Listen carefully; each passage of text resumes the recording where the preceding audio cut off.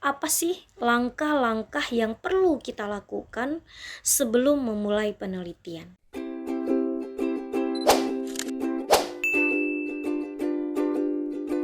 Assalamualaikum warahmatullahi wabarakatuh. Hai semuanya, apa kabar? Semoga semuanya selalu dalam keadaan sehat, amin. Selamat datang di channel YouTube Misra Official. Di channel ini, saya akan mengupas tuntas tentang penelitian, baik itu berupa skripsi, tesis, atau bahkan disertasi nantinya. Mulai dari bagaimana cara mencari judul yang tepat, membuat judul, hingga mengajukan judul agar judul skripsi segera di-ACC oleh pihak prodi atau pihak kampus. Sekilas tentang saya nih. Saya merupakan seorang tenaga pengajar dulunya di sebuah kampus. Saya juga seorang peneliti tentunya, khususnya di bidang pendidikan. Karena juga sesuai ya dengan latar belakang pendidikan saya, yaitu Magister Pendidikan Islam. Kenapa saya membuat channel ini? Karena saya ingin membantu seluruh peneliti, khususnya mahasiswa-mahasiswi di semester akhir yang sedang melakukan penelitian atau memiliki kendala-kendala dalam melakukan penelitian. Nanti saya juga akan membuat khusus sebuah live seputar tentang penelitian. Jadi mahasiswa-mahasiswi bisa untuk melakukan konsultasi tanya jawab seputar tentang penelitian. Kalau kamu memang suka dengan channel ini, yuk bantu dukung saya dengan memberi like, subscribe, share, dan komentar yang positif supaya saya selalu tetap konsisten memberikan manfaat bagi banyak orang. Kalau misalkan teman-teman tertarik dengan video ini, mari ikuti saya. Kali ini saya akan lebih lanjut membahas apa sih langkah-langkah yang perlu kita lakukan sebelum memulai penelitian. Jadi, ada hal yang membuat mahasiswa, mahasiswi, atau peneliti itu bingung sebelum mengajukan judul. Nah, ini banyak dialami oleh sebagian besar mahasiswa-mahasiswi yang mau memulai penelitian. Mereka bingung, sebenarnya mau memulai penelitian itu dari mana sih? Apakah mereka mesti mencari judul dulu? Atau mungkin mereka mesti menentukan tempat terlebih dahulu? Atau langkah-langkah apa saja sih sebenarnya yang harus ditentukan sebelum kita melakukan penelitian? Nah, di video kali ini, saya akan lebih lanjut menjelaskan tentang langkah-langkah apa saja yang harus kita lakukan sebelum kita melakukan penelitian. Atau sebelum kita membuat sebuah proposal penelitian. Nah, langkah-langkah tersebut adalah yang pertama, kita harus menentukan atau memilih metode atau pendekatan atau jenis data apa yang kita gunakan dalam penelitian yang akan kita ambil. Apakah penelitian yang akan kita ambil itu adalah penelitian kuantitatif atau penelitian kualitatif? Atau mungkin bisa jadi gabungan antara kualitatif dan kuantitatif. Nah, ini langkah awal yang paling penting. Jadi peneliti jangan menentukan judul dulu atau jangan mencari tempat terlebih dahulu. Yang mesti kita lakukan pertama kali itu, kita harus menentukan atau memilih metode, pendekatan, atau jenis data apa yang akan kita pilih. Apakah itu kuantitatif atau kualitatif? Nah, kebanyakan mahasiswa-mahasiswi langsung mencari judul atau mencari tempat mungkin kan? Nah, sebenarnya bukan itu langkah awal yang kita tentukan. Tapi kita harus menentukan penelitian yang akan kita ambil ini adalah penelitian apa? Apakah itu kuantitatif atau kualitatif? Atau seperti yang saya katakan tadi, mungkin bisa jadi gabungan antara kualitatif dan kuantitatif. Kemudian, bagaimana kita bisa tahu apakah saya ini harus mengambil penelitian kuantitatif atau penelitian kualitatif? Atau mungkin saya juga bisa mengambil penelitian gabungan antara kualitatif dan kuantitatif. Nah, untuk pertanyaan ini jawabannya itu hanya diri kita yang tahu. Kenapa begitu? Kenapa begitu? Karena yang tahu akan kemampuan kita sebagai seorang peneliti itu adalah diri kita sendiri, ya. Mana yang lebih kita pahami?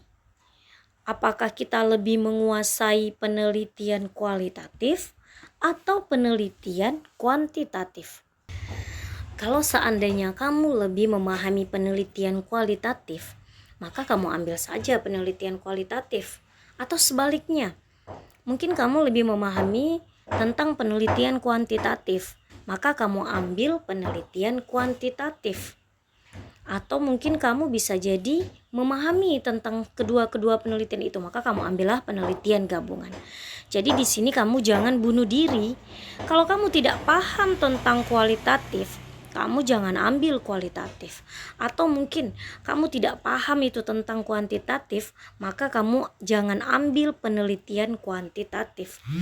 Karena nanti itu akan menjebak diri kamu sendiri sebagai seorang peneliti dan akan membuat kamu lambat menyelesaikan penelitian yang sedang kamu lakukan.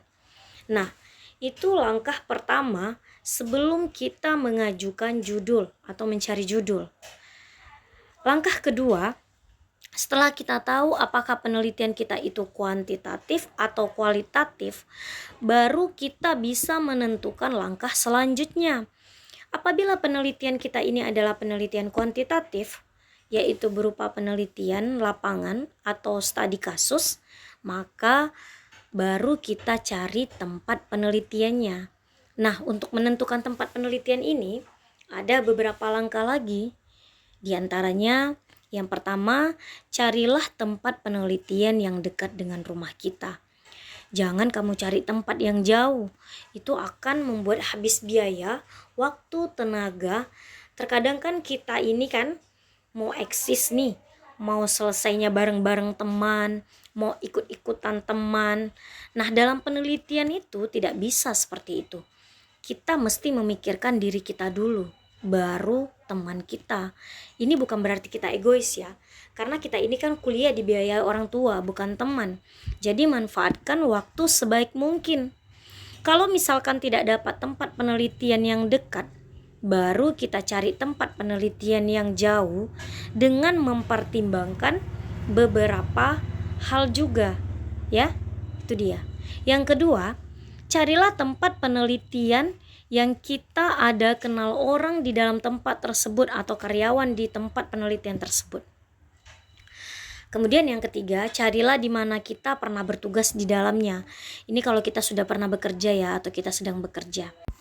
Nah, yang keempat, carilah tempat yang menurut kita sudah memenuhi kriteria syarat permasalahan skripsi atau penelitian kita.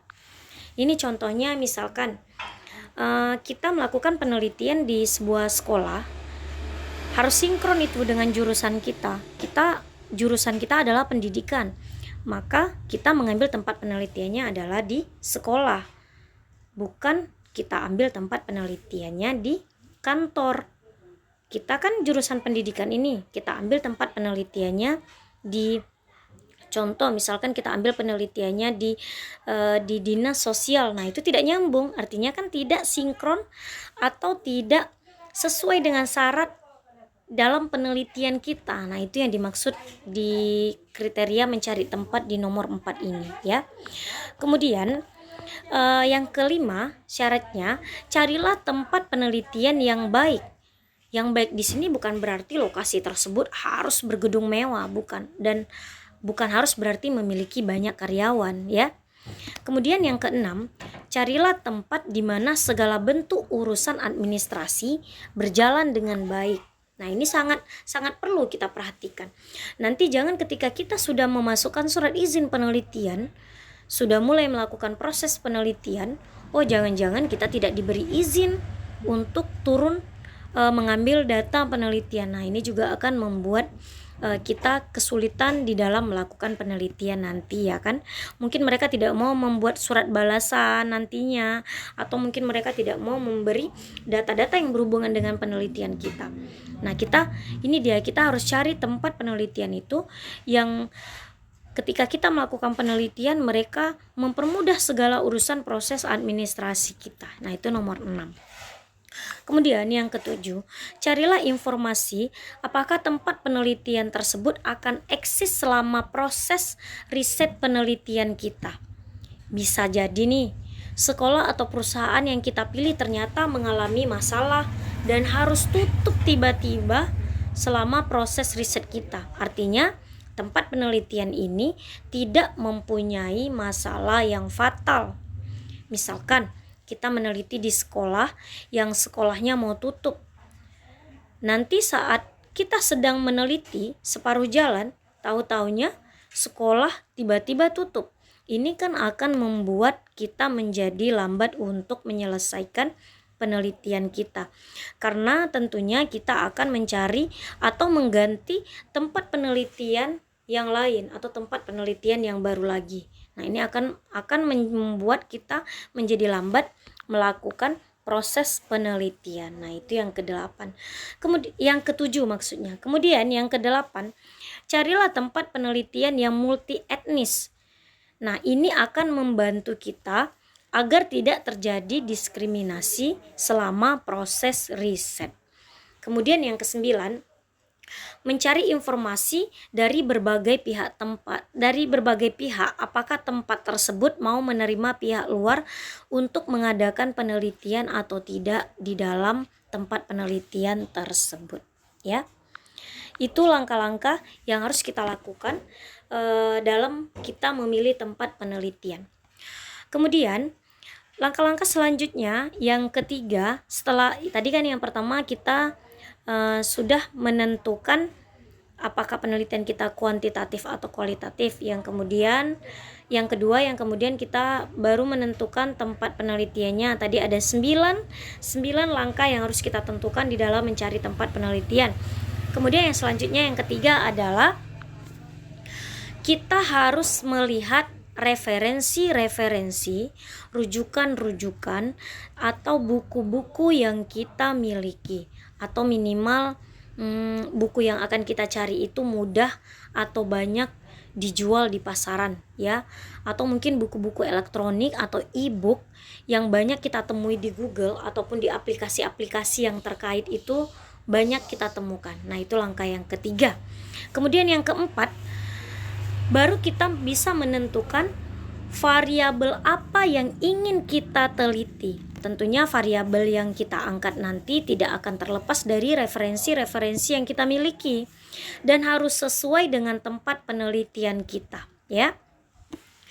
Misalkan referensi kita nih banyak tentang kinerja, ini contoh ya, maka kita jadikan kinerja ini sebagai variabel kita. Kemudian kita lihat lagi tempat penelitian yang kita dapat, misalkan di instansi pemerintah, contohnya di Dinas Pendidikan. Nah, kita kaji lagi apakah bisa variabel kinerja ini kita teliti di instansi pendidikan. Apakah di instansi pendidikan ini ada atau tidak tentang kinerja. Nah, ini harus kita sesuaikan juga. Kalau bisa dan kalau ada, maka variabel kinerja ini kita jadikan sebagai salah satu variabel yang akan kita teliti. Begitu seterusnya, ya. Kalau misalkan variabel yang akan kita teliti itu ada tiga variabel nih, maka seperti itu seterusnya untuk menentukan variabel-variabelnya. Keywordnya atau kata kuncinya itu, ya, kata kuncinya itu kita harus lihat referensi yang kita miliki dan disesuaikan dengan tempat penelitiannya juga. Jangan kita menelitinya karyawan di dinas pendidikan, tapi yang kita jadikan variabelnya adalah tentang prestasi belajar siswa. Kan itu tidak nyambung sama sekali, ya. Kemudian nanti di video selanjutnya saya juga akan menjelaskan lebih lanjut tentang bagaimana cara membuat judul yang baik dan benar, ya. Jadi ikutin terus video saya. Demikianlah untuk video kali ini. Terima kasih sudah menonton. Jangan lupa untuk like, subscribe, komen, dan share-nya. Dadah. Wassalamualaikum warahmatullahi wabarakatuh.